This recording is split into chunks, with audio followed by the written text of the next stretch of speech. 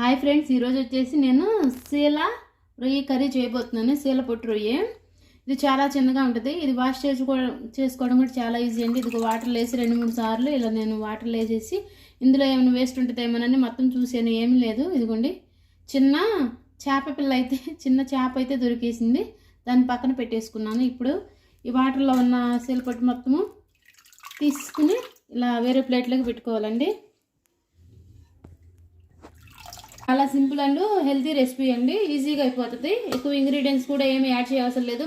ఒక ప్లేట్లోకి తీసేసుకున్నానండి. ఇందుని మొత్తము కావాల్సిన ఇంగ్రీడియంట్స్ వచ్చేసి ఆనియన్స్, ఇవ్వండి, చింతకాయ కట్ చేసుకుని పెట్టుకున్న ముక్కలు, పచ్చిమిర్చి, ఇది వచ్చేసి మిర్చి పౌడరు, ధనియా పౌడరు, జీలకర్ర పౌడరు, సాల్ట్ అండి.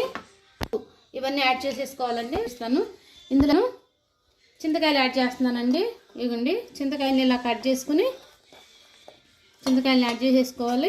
నెక్స్ట్ వచ్చేసి పచ్చిమిరపకాయలని యాడ్ చేస్తున్నాను. నెక్స్ట్ వచ్చేసి ఆనియన్స్ని కూడా యాడ్ చేసేసుకోవాలండి. ఇందులో మిర్చి పౌడర్ యాడ్ చేసుకోవాలి. ధనియా పౌడరు, జీలకర్ర పౌడరు రెండు కలిపి, పసుపు అండి, పసుపు కూడా యాడ్ చేసేసుకున్నాను. సాల్ట్. ఆల్మోస్ట్ వీటి మొత్తాన్ని ఇలా కలుపుకోవాలండి.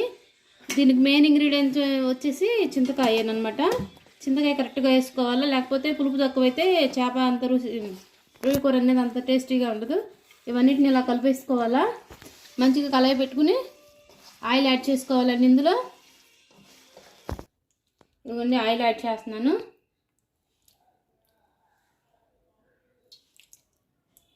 సరిపోతుంది. మొత్తం ఎక్కువగా గట్టిగా ప్రెస్ చేయకుండా జస్ట్ ఇలా చూసుకోవాలి. చిన్న చిన్న రొయ్యలు అండి, స్మాష్ అవుతాయి. ఇంత ఇందులో వాటర్ అయితే యాడ్ చేయవసరం లేదండి. ఈ చేపల్లో ఈ రొయ్యలో ఉన్న వాటర్తోనే ఈ కర్రీ అనేది మగ్గిపోతుంది. ఇప్పుడు స్టవ్ మీద పెట్టేసుకుందాము. స్టవ్ మీద పెట్టుకుని మూత పెట్టేసుకుందాము. మధ్యలో తిప్పుకుంటూ ఉండాలండి ఈ కర్రీ. స్టవ్ మీద పెట్టేసేసేద్దాము.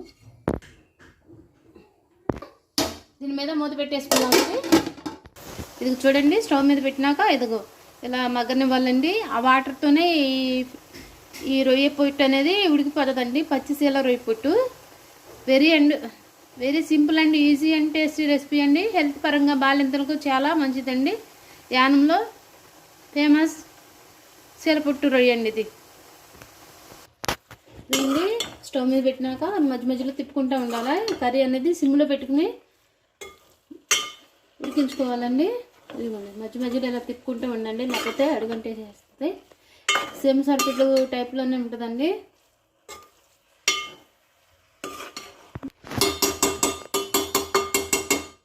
ఇప్పుడు వచ్చేసి సిమ్లో పెట్టేసానండి. ఇది మూత పెట్టేసుకున్నాను. సిమ్లోనే ఈ కర్రీ అనేది మొత్తము ఉడికిపోవాలండి. వాటర్ కూడా యాడ్ చేయట్లేదు కాబట్టి కొంచెం సిమ్లో పెట్టుకుని ఉడికించుకోవాలి. రెడీ అయిపోయిందండి. మంచి ఫ్లేవర్ వస్తుందండి, మంచి స్మెల్ వస్తుంది. Curry is almost ready. ఇది స్టవ్ మీద పెట్టిన వెంటనే పావు గంట ఎక్కువ టైం తీసుకోదండి. చాలా చిన్న రొయ్యలు కదా, తొందరగానే ఉడికిపోతుంది. చూడండి, ఇలా తిప్పుకుంటూ ఉండాలండి, అడుగంటదులండి. ఆల్మోస్ట్ ఇందులోనే ఎక్కువ వాటర్ ఉంటాయి కాబట్టి. చింతకాయ ఇష్టం లేదనుకున్న వాళ్ళు పచ్చి చింతకాయలు తెచ్చుకుని ఉడికించుకుని అందులో ఉన్న రసం తీసేసి యాడ్ చేసుకుని వండుకోవచ్చండి.